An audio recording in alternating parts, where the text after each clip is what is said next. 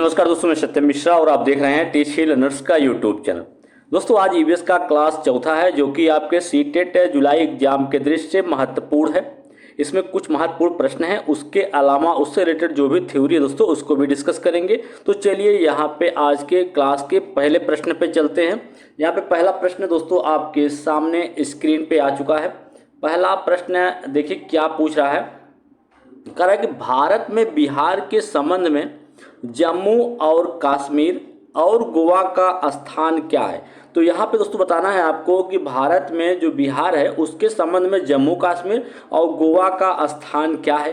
पूर्व और पश्चिम है, पश्चिम और पूर्व है, उत्तर पश्चिम है, दक्षिण पूर्व है या दक्षिण पश्चिम और उत्तर पूर्व है।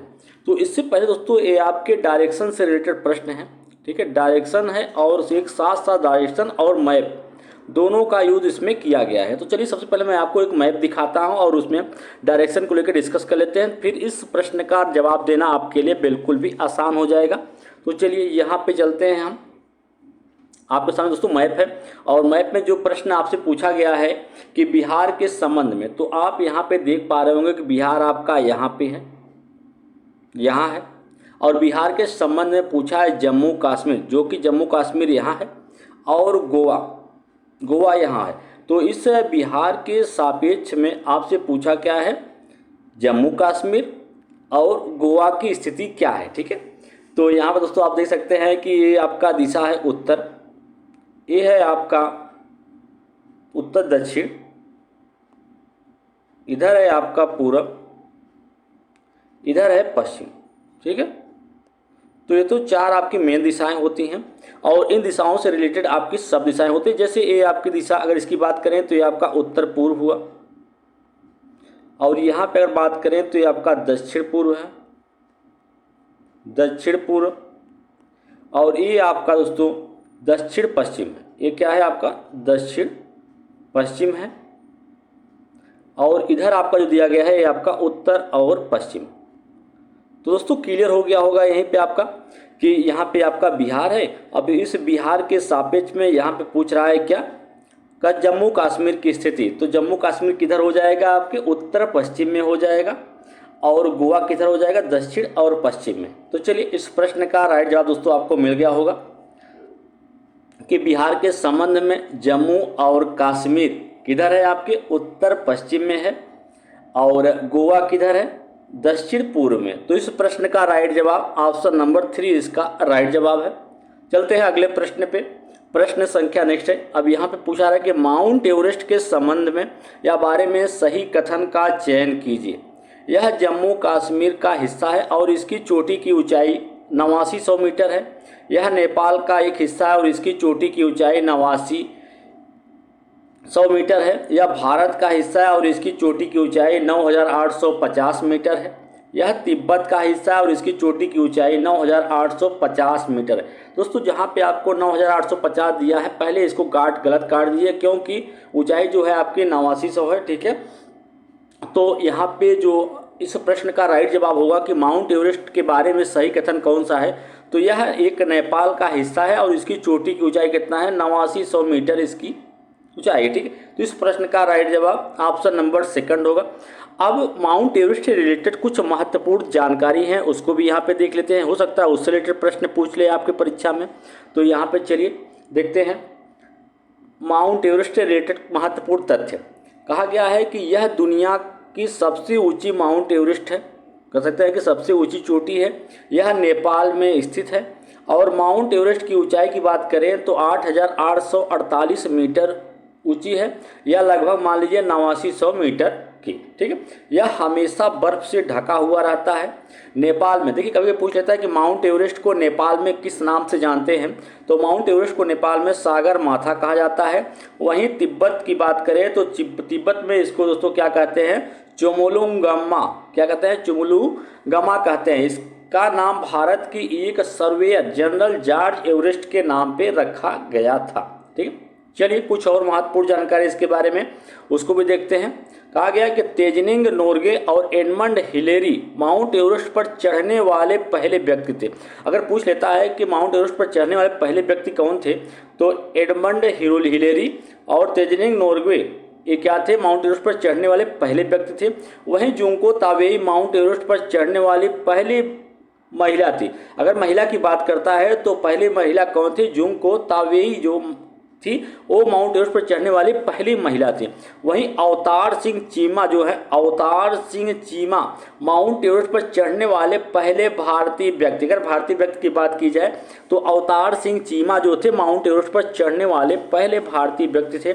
बछेंद्री पाल माउंट एवरेस्ट पर चढ़ने वाली पहली भारतीय महिला बछेंद्री पाल थी। ठीक, भारतीय महिला और भारतीय पुरुष की बात की जाए तो अवतार सिंह चीमा थे और महिला की बात की जाए तो बछेंद्री पाल थी। तो चलिए दोस्तों आगे चलते हैं, यहाँ तक तो आपको समझ में आ गया होगा। चलते हैं अगले प्रश्न पे। प्रश्न संख्या नेक्स्ट है, यहाँ पूछा रहा है कि रेगिस्तान ओक के बारे में निम्नलिखित कथनों का अध्ययन कीजिए। रेगिस्तान ओक एक वृक्ष है। दोस्तों यहाँ पे रेगिस्तान ओक के बारे में कुछ कथन दिया गया और पूछा जा रहा है कौन सा कथन इसमें से सही है। तो रेगिस्तान ओक एक वृक्ष है जो लगभग हमारी कक्षाओं जितना अर्थात लगभग 4 मीटर लंबा होता है। दूसरा कथन दिया है कि इस वृक्ष की जड़ें इसकी ऊंचाई से लगभग 30 गुना गहराई तक भूमि में नीचे जाती हैं, तब तक यह पानी तक न पहुंच जाए। दोस्तों इसकी जो जड़ें होती हैं गहराई तक नीचे की तरफ जाती रहती हैं जब तक इसे पानी न मिल जाए। इस वृक्ष के तने में पानी एकत्र होता है। यह वृक्ष आबू धाबी में पाया जाता है। तो इसमें से आपको सही कथन बताना है। बिल्कुल सही दोस्तों, बता दें आपको कि रेगिस्तान ओक एक वृक्ष है जो कि हमारी कक्षाओं के लगभग अर्थात 4 मीटर लंबा होता है। बिल्कुल सही, कथन एक सही है। ये इस वृक्ष की जड़ें जो होती हैं इसकी ऊंचाई से लगभग 30 गुना गहराई तक जाती हैं जब तक इनकी जड़ों को पानी न मिल जाए। ये भी सही हो गया। तीसरा है इस वृक्ष के तने में पानी जो है एकत्रित रहता है। बिल्कुल सही, यह वृक्ष आबू धाबी में पाया जाता है। तो दोस्तों यह वृक्ष जो है आपका ये ऑस्ट्रेलिया में पाया जाता है, आबू धाबी में नहीं। ठीक है, तो इस प्रश्न का राइट जवाब क्या हो जाएगा, कौन से कथन सही हुए, ए, बी और सी तीनों ही कथन सही हैं। तो इसका मतलब क्या है, राइट जवाब है ऑप्शन नंबर 3 इसका राइट जवाब होगा। चलिए अब रेगिस्तान ओके से रिलेटेड कुछ महत्वपूर्ण जानकारी है उसको भी देखते हैं। यहाँ पे कहा गया है कि रेगिस्तान ओक एक वृक्ष है जो कि ऑस्ट्रेलिया में पाया जाता है। बिल्कुल सही, यह ऑस्ट्रेलिया के शुष्क और बंजर क्षेत्रों में पाया जाता है। यह लगभग 10 फीट लंबा होता है। यह ऑस्ट्रेलिया के शुष्क और बंजर क्षेत्रों में पाया जाने वाला वृक्ष है और यह लगभग 10 फीट क्या होता है, लंबा होता है। यह इसमें पत्तियों की अगर बात करें तो यह बहुत कम पत्तियां होती हैं इसमें और इसकी जड़ें पानी की तलाश में बहुत गहराई तक जाती हैं। यह पानी वृक्ष के तने में क्या होता है, एकत्रित होता है और जब पानी की आवश्यकता पड़ती है तो स्थानीय लोग पतले पाइप का प्रयोग करके इस पानी का यूज पीने के लिए करते हैं। चलिए दोस्तों आगे चलते हैं और वीडियो को लाइक शेयर सब्सक्राइब दोस्तों जरूर करिएगा। यहाँ पे आपका अगला प्रश्न है, करा है कि निम्नलिखित में से कौन जम्मू कश्मीर के पड़ोसी राज्य है। अगर जम्मू कश्मीर के पड़ोसी राज्य की यहाँ पे बात की जा रही है तो जम्मू कश्मीर के पड़ोसी राज्य कौन से हैं, तो हिमाचल प्रदेश, पंजाब, हिमाचल प्रदेश, उत्तर प्रदेश, उत्तराखंड, राजस्थान, हिमाचल प्रदेश, उत्तराखंड। तो चलिए मैप में देखते हैं कि जम्मू और कश्मीर के पड़ोसी राज्य कौन से हैं।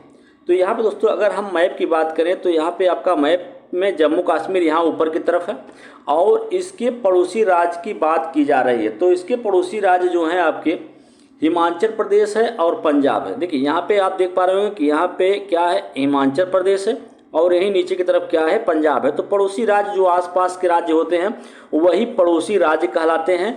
तो जम्मू कश्मीर के पड़ोसी राज्य हिमाचल प्रदेश और क्या है, पंजाब है। ठीक है, तो यहाँ पे इस प्रश्न का राइट जवाब दोस्तों आपको मिल गया होगा कि हिमाचल प्रदेश और पंजाब क्या हैं, जम्मू कश्मीर के पड़ोसी राज्य हैं। तो इसका राइट जवाब ऑप्शन नंबर फर्स्ट है। बिल्कुल सही। चलिए आगे चलते हैं। अब यहाँ पे जम्मू कश्मीर जो है भारत का सबसे उत्तरी राज्य। देखिए आप अगर मैप में देखेंगे तो यहाँ पे डायरेक्शन बात करें तो ये आपका पूरब हुआ, ये आपका पश्चिम हुआ और ये आपका उत्तर और इधर आपका दक्षिण। तो अगर हम बात करें कि मैप में जम्मू कश्मीर कहाँ है तो जम्मू कश्मीर उत्तर की तरफ है, उत्तर डायरेक्शन है दोस्तों। तो यहीं पे आपका ये है, तो ये क्या है आपका उत्तर में है। तो जम्मू कश्मीर भारत के सबसे उत्तरी राज्य है। यह काराकोरम और पश्चिमी हिमालय पर्वत श्रृंखला के आसपास के क्षेत्र स्थित है।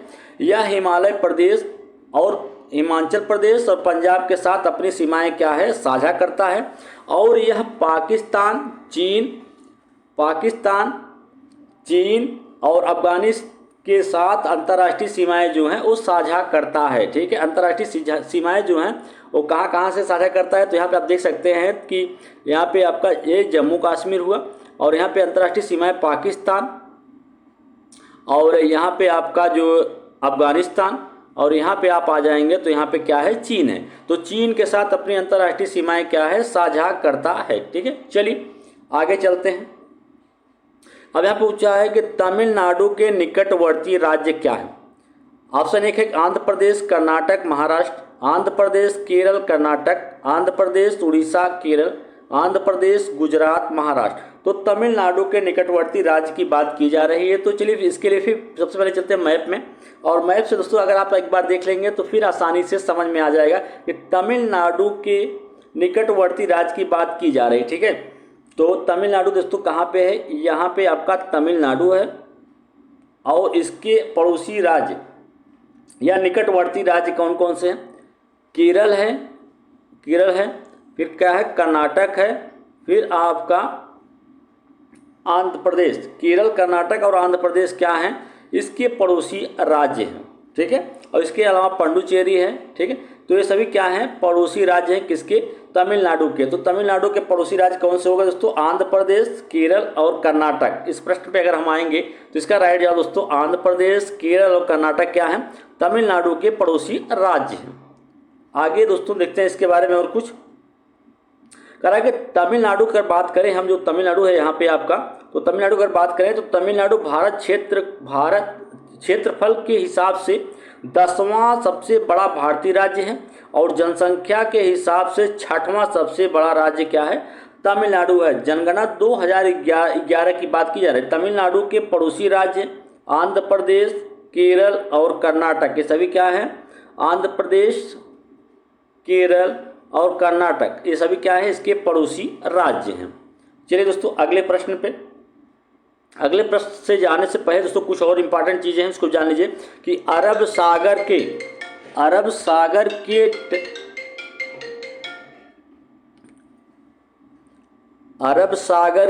तट के साथ भारतीय राज्य या केंद्र शासित प्रदेश है। अरब सागर के तट के साथ कौन कौन से भारतीय राज्य या केंद्र शासित प्रदेश जो है लगते हैं, गुजरात, महाराष्ट्र, गोवा, दमन दीव, कर्नाटक, केरल, लक्षद्वीप, दादर और नगर हवेली। तो 8 ऐसे राज्य हैं, भारतीय राज्य हैं जो अरब सागर के तट से सीमा बनाते हैं। ठीक है, चलिए अगला है, यहाँ पे कहा जाए कि बंगाल की खाड़ी के तट के साथ कौन कौन से भारतीय राज्य जो हैं वो लगे हुए हैं, पश्चिम बंगाल, उड़ीसा, आंध्र प्रदेश, तमिलनाडु, पुडुचेरी, अंडमान और निकोबार द्वीप समूह।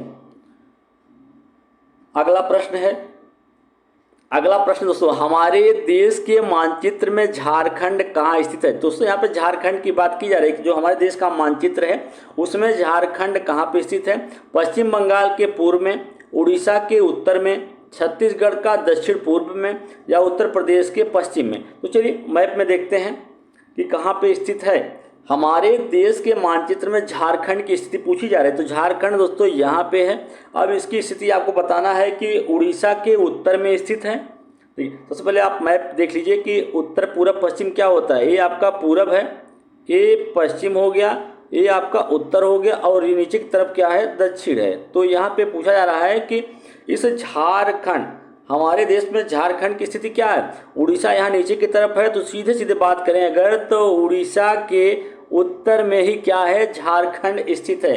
ज़्यादा दोस्तों जानने की जरूरत नहीं। अगर यहाँ पे बात करें पश्चिम बंगाल के पूर्व में, तो पश्चिम बंगाल के पूर्व में अगर बात किया जा रहा है यहाँ पे, और इसके अलावा आपके उड़ीसा के, तो झारखंड किधर है, आपके उत्तर दिशा में है। ठीक है, और छत्तीसगढ़ का दक्षिण पूर्व में। चलिए यहाँ पे आपका जो प्रश्न है वो क्लियर होता है दोस्तों कि जो आपका झारखंड है उड़ीसा के किधर स्थित है, उड़ीसा के उत्तर में स्थित है। तो इस प्रश्न का राइट जवाब ऑप्शन नंबर 2 हो जाएगा। चलिए अगले प्रश्न पे, प्रश्न संख्या नेक्स्ट है, यहाँ पूछा है भारत में किस राज्य का सबसे लंबा समुद्र तट है? तमिलनाडु, आंध्र प्रदेश, गुजरात या पश्चिम बंगाल? तो भारत में किस राज्य का सबसे लंबा समुद्री तट है? तो समुद्री तट सबसे लंबा किसका है? गुजरात का। गुजरात का समुद्री तट जो है सबसे लंबा है। ठीक है। अगला प्रश्न कि किसके नेतृत्व में चिपको आंदोलन को मजबूती मिली थी? अमृता देवी बिश्नोई, मेघा पाटकर, सुंदरलाल बहुगुणा या उपयुक्त में से एक से अधिक या उपयुक्त में से कोई नहीं? तो किसके नेतृत्व में चिपको आंदोलन को मजबूती मिली थी? तो चिपको आंदोलन को मजबूती सुंदरलाल बहुगुणा के नेतृत्व में मिली थी। अब चिपको आंदोलन होता क्या दोस्तों, उसके बारे में जान लीजिए। क्या था चिपको आंदोलन? तो चिपको आंदोलन अगर हम बात करते हैं तो चिपको आंदोलन यह एक अहिंसक आंदोलन था जिसकी शुरुआत कब हुई थी? 1973 ईस्वी में हुई थी। और कहाँ पे? उत्तर प्रदेश के चमोली जिले, जो अब कहाँ पे है? उत्तराखंड में है, वहाँ पे हुआ था। आंदोलन का नाम चिपको आलिंगन शब्द से, चिपको था जो कि आलिंगन शब्द से आया था, क्योंकि ग्रामीणों ने पेड़ों को गले से लगाया और उन्हें कटने से बचाने के लिए उन्हें क्या किया था? घेर लिया था। और यह सबसे बड़ी जीत लोगों को जंगलों पर उनके अधिकार के बारे में जागरूक करता था। और इसके कारण ही 1981 में 30 डिग्री ढलान और 1000 MSL समुद्र तट का औसत स्तर से ऊपर पेड़ों की व्यावसायिक कटाई पर क्या किया था?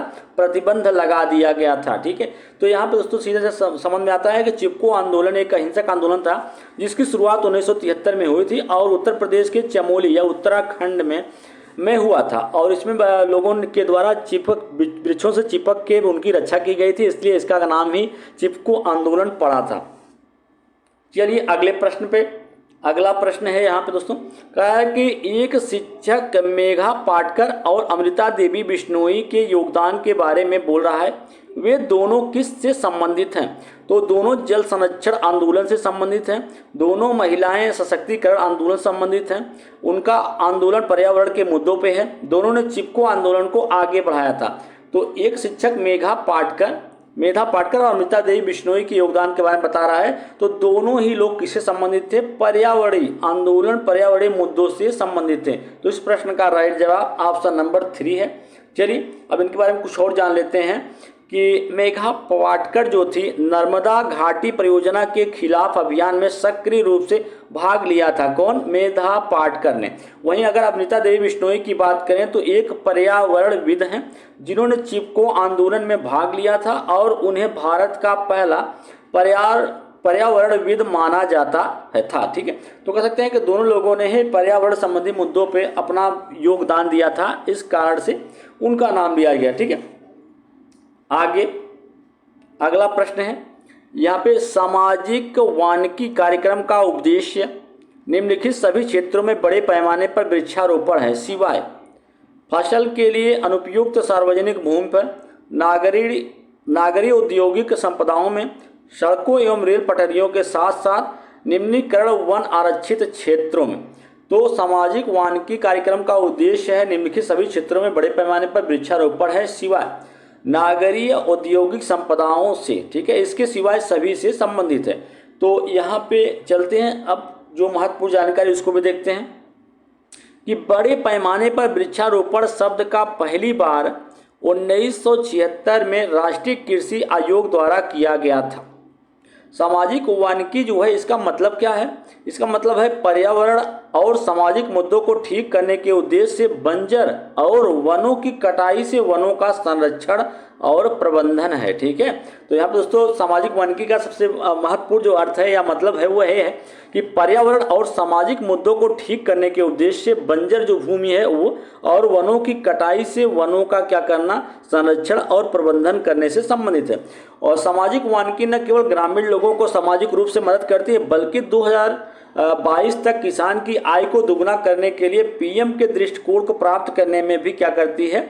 मदद करती है। यह न केवल गांव को समृद्ध बनाता है बल्कि भविष्य की पीढ़ी के लिए सतत विकास प्राप्त करने में भी क्या करता है? मदद करता है।